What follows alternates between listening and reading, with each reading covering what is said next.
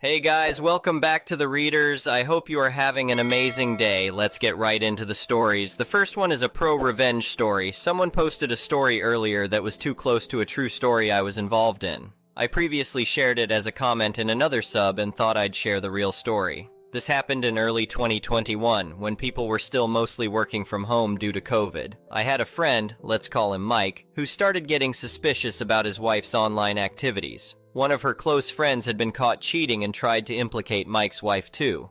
Mike didn't have any proof, and things seemed to calm down for a while. Mike worked in cybersecurity and was exceptionally skilled with computers and network systems. About a year later, after his wife attended her college reunion Zoom gathering, she started acting strange again. Mike called me late one night. "I don't know what to do, man," he said, his voice tight with worry. Sarah's been password protecting everything lately, even her personal laptop. We discussed various possibilities, and he half-jokingly mentioned using monitoring software. After talking for an hour, he finally said, "Just forget I mentioned anything. Don't tell anyone about this conversation, not even your wife."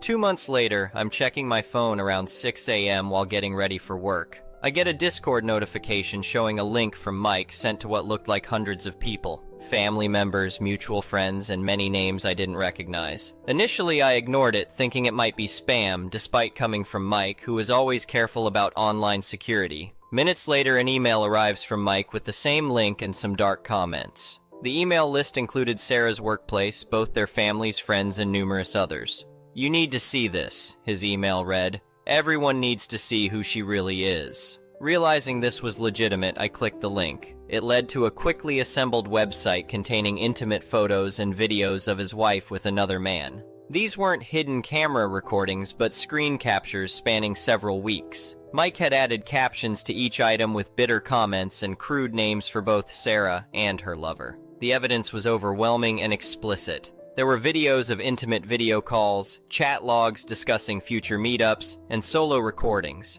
What seemed to hurt Mike the most were the conversation logs where Sarah belittled him to her lover, particularly comparing their physical attributes and abilities. "He's twice the man Mike will ever be," she had written. "I've never felt this satisfied before."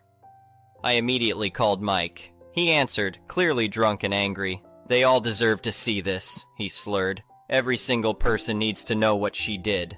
I tried reasoning with him. "Mike, think about your kids. This could affect their lives too."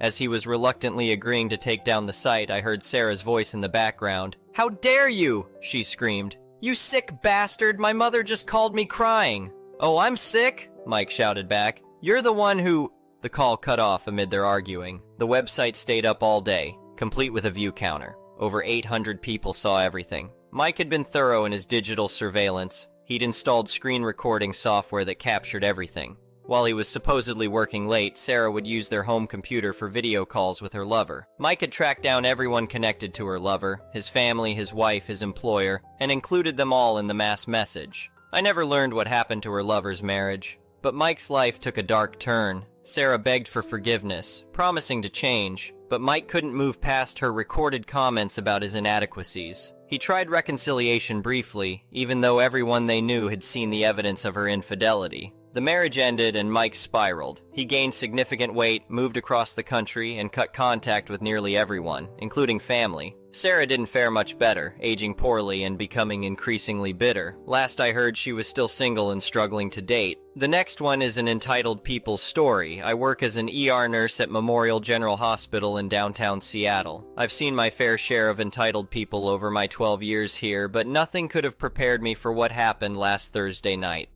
I was just starting my usual 7 p.m. to 7 a.m. night shift.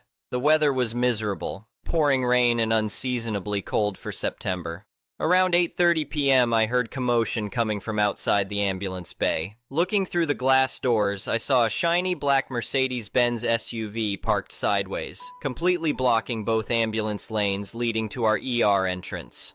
A tall man in an expensive-looking suit was standing next to the car, shouting and gesturing wildly at our security guard, Mike. I've known Mike for years. He's one of the most level-headed people I've ever met, but even he looked like he was about to lose his patience.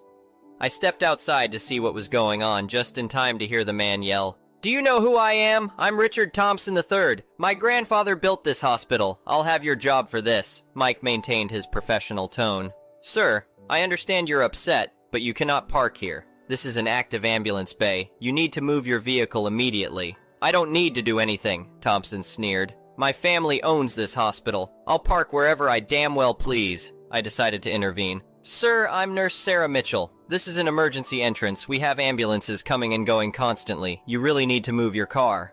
Thompson turned to me with such contempt, you'd think I'd just insulted his entire ancestry. Listen here, nurse, whatever your name is. I'm here to see my wife's decorator who had some minor fall. She's not even that hurt, but she insisted on coming to the ER. I'm not parking half a mile away in your ridiculous parking garage just for that. Just then, our ER coordinator, Rachel, came running out. We have incoming trauma cases, multiple vehicle accident on I-5, 2 ambulances 3 minutes out. My heart sank. I turned back to Thompson.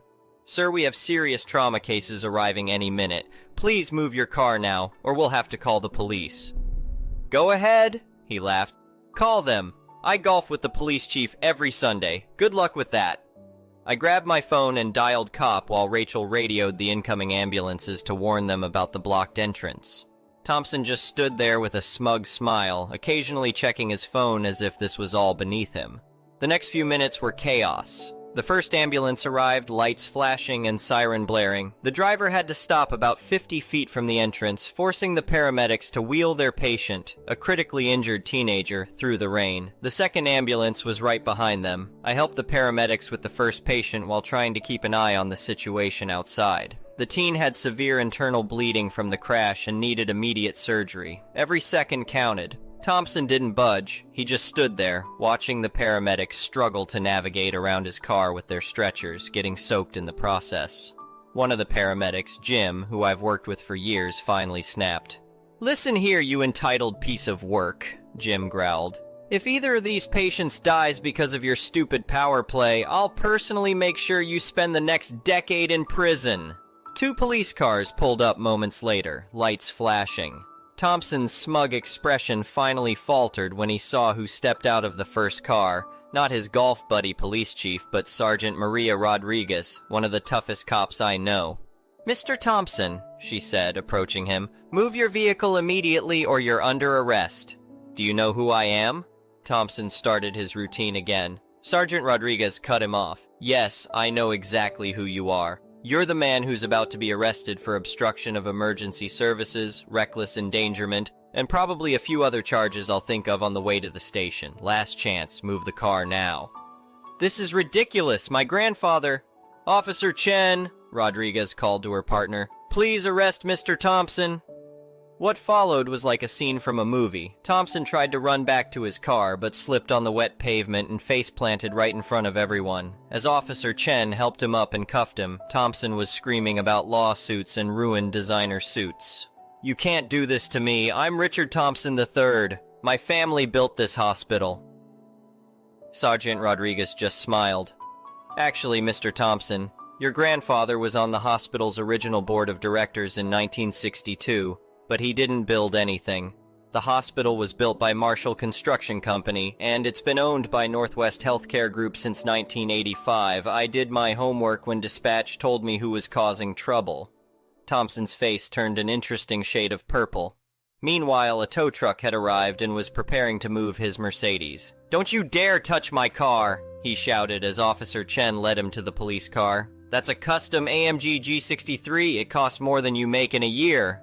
And it's about to cost you a lot more in impound fees," Rodriguez replied calmly. "Plus whatever citations we write up."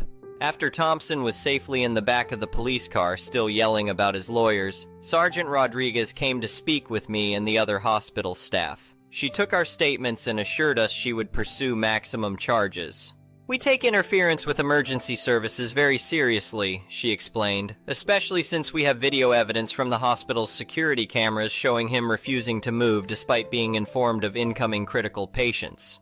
I went back inside to check on our trauma patients. Thanks to our incredible ER team, both survived, though the teenage boy needed emergency surgery. His parents arrived shortly after, and when they heard about what happened with Thompson, they were livid. The next day I learned that Thompson's story about his wife's decorator was completely false. The person he was supposedly there to see was actually his mistress, who had sprained her ankle at his beach house, where she definitely wasn't supposed to be since Thompson was married to someone else. This detail came out because his wife showed up at the hospital looking for him after he didn't come home and his phone went straight to voicemail. It had been confiscated during booking. The aftermath was spectacular. Thompson was charged with multiple criminal counts, including obstruction of emergency services, reckless endangerment, and resisting arrest. The hospital filed civil charges for endangering patients and interfering with emergency operations. The teenager's family hired a high-powered law firm and filed their own lawsuit. But the real karma came from Thompson's personal life imploding. His wife filed for divorce after learning about the mistress.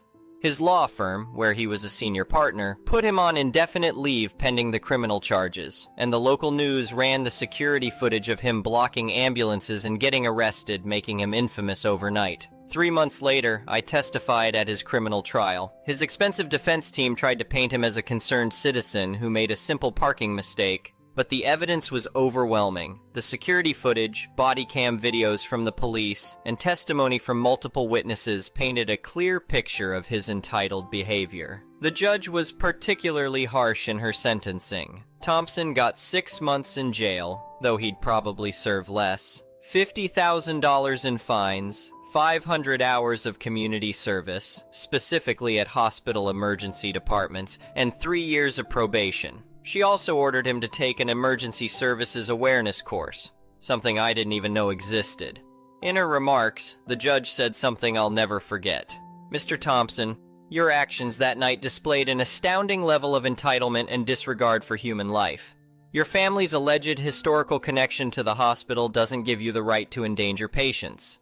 In fact, if your grandfather really did help establish this hospital, I imagine he'd be ashamed of your behavior." The civil suits were settled out of court for undisclosed amounts, but rumor has it that Thompson's now ex-wife got most of his assets in the divorce, including that precious Mercedes SUV. The hospital used the settlement money to install additional security measures in the ambulance bay, including automated barriers that can only be lowered by authorized personnel.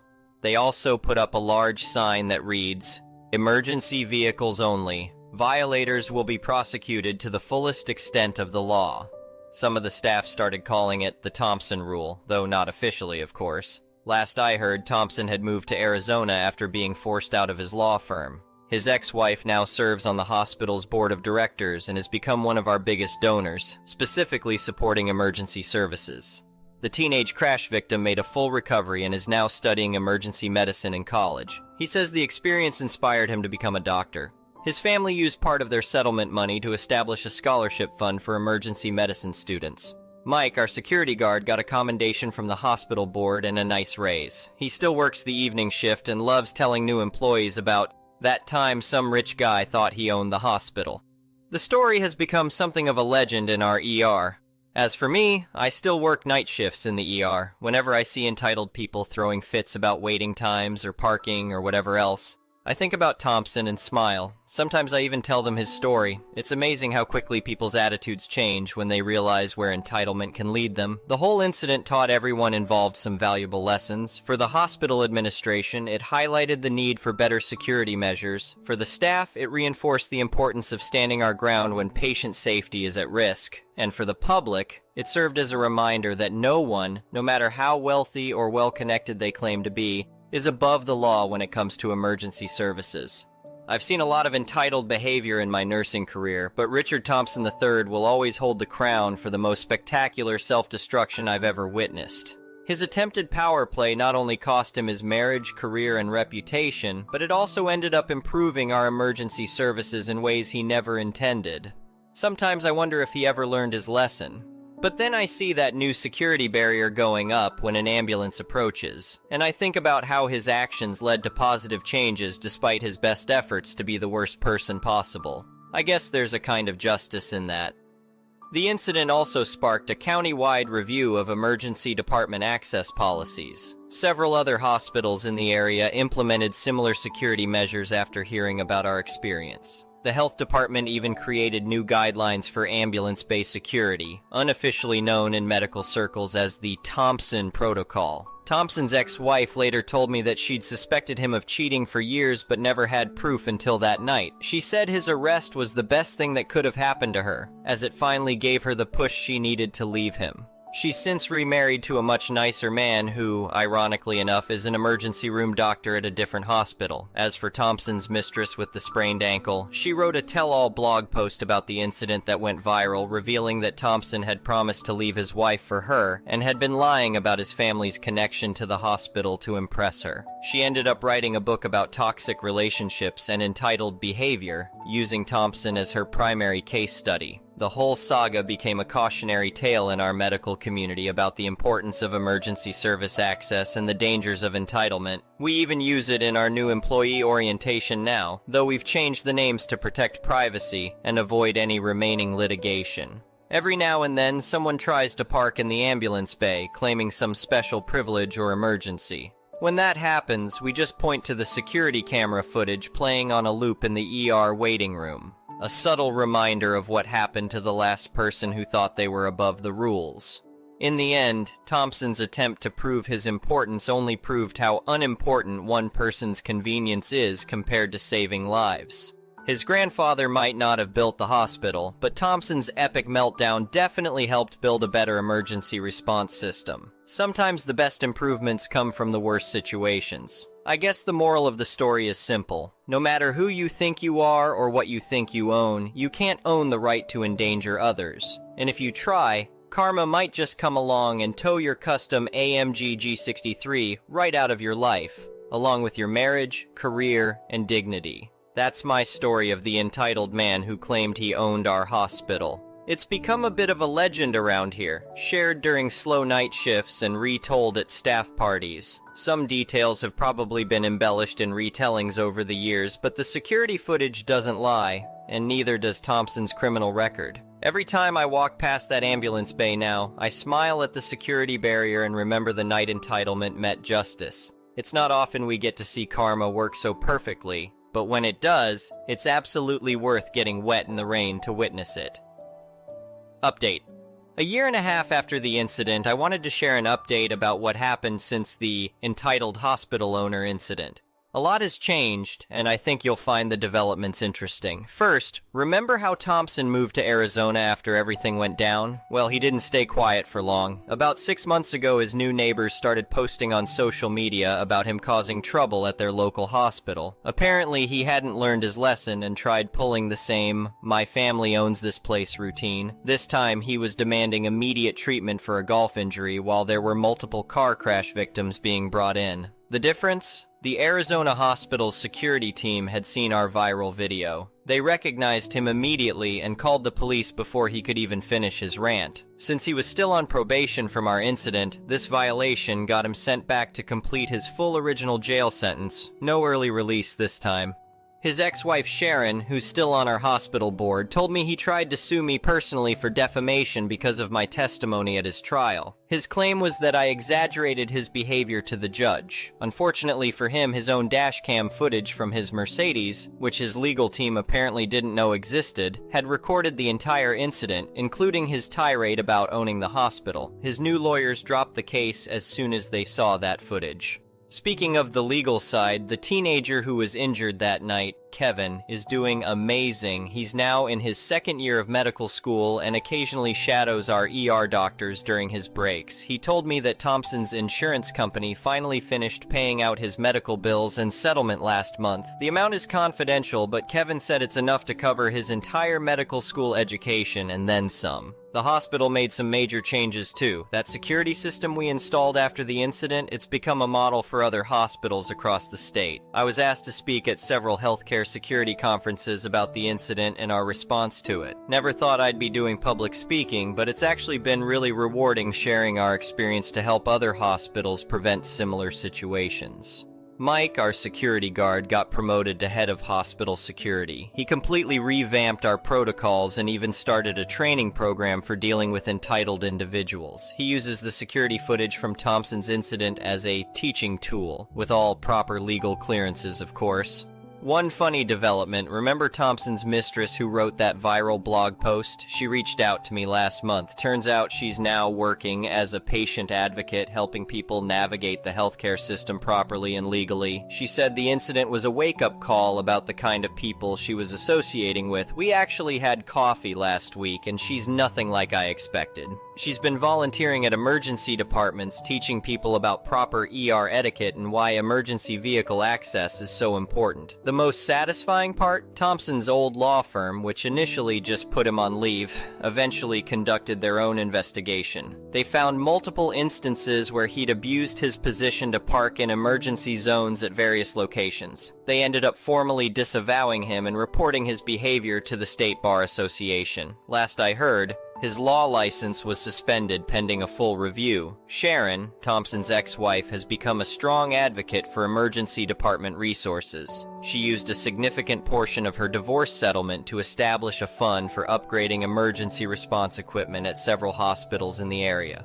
She jokes that it's her way of making up for ever being married to that entitled nightmare of a man. The Thompson rule sign is still up in our ambulance bay, though we had to officially rename it the Emergency Access Protocol for legal reasons. But everyone still knows what it really means. We haven't had a single case of entitled parking since the incident. The combination of clear signage, security barriers, and the well-known story of what happened to Thompson seems to be a pretty effective deterrent. Last week, I ran into Sergeant Rodriguez at a hospital safety committee meeting. She told me Thompson tried to get his record expunged, claiming he'd learned his lesson. The judge not only denied his request, but used his recent Arizona incident as an example of why such behavior needs serious consequences.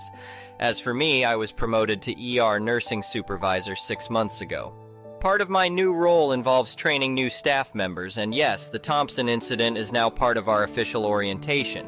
We focus on how to handle entitled behavior professionally while ensuring patient safety remains the top priority. The whole experience taught me something important about standing up to entitled behavior. It's not about getting into arguments or proving points, it's about calmly enforcing necessary rules that protect people's lives. Thompson's meltdown showed everyone what happens when entitlement meets immovable safety protocols and dedicated healthcare workers who won't back down. I still work the night shift by choice. There's something special about being there when people need help most. Every time I hear those ambulance sirens now, I'm grateful for our clear entrance and upgraded security system. Sometimes the biggest improvements come from the worst situations. Thompson's story has become more than just a cautionary tale. It's a reminder that no one is above the rules when it comes to emergency services, no matter who they claim to be or how expensive their car is. His attempt to prove his importance ended up proving something entirely different. That the healthcare system works best when everyone follows the rules designed to save lives. Thank you for watching. I would really appreciate it if you could like the video and subscribe to our channel if you haven't already. We'll see you again tomorrow.